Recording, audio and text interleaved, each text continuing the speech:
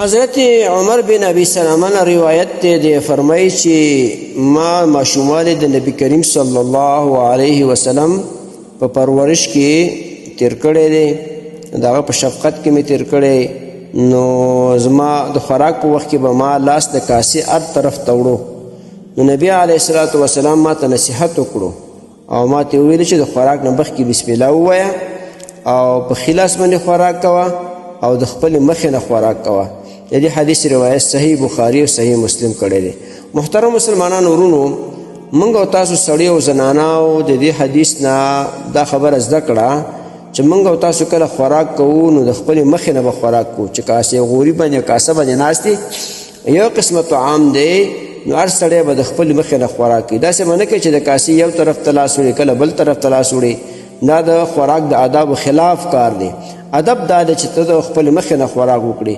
لکه دا صحابي فرمایي چې نبی اسلام په ماشوموالي کې به ما باندې دا شفقت کولو چې ما به د کاسې هر طرف ته لاس وړو. نبی اسلام زما ته نصیحت وکړو چې بچیا بسم الله ووایه او په ښي لاس باندې خوراک کوه او د خپلې مخې نه خوراک کوه. نو موږ او تاسو به چې خپلو بچو ته همدغه تعلیم ورکړو. یو صورت دا راځي چې که چېرته داسې وي چې خوراکونه مختلف وي او ستا د مخې نه یو کاسه لرې ایښې ده، بل طرف مخې ته ایښې ده، هغوی کې بل قسم خوراک دی، نو که ته د هغه ځای نه یو مړۍ راخلې خیر دی. خو که چېرته خوراک یو قسم وي، یوه کاسه ده، نو ته به د خپلې مخې نه خوراک کوي.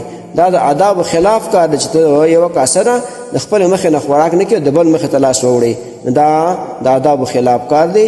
د دې وجې نه به دا په خپله هم زده کوو او د خپلو ماشومانو تربیت به هم کوو په دغه طریقه باندې چې بچیه خوراک کوه بسم الله ووایه او د په ښي لاس باندې خوراک کوه او دارنګې د خپلې مخې نه خوراک کوه.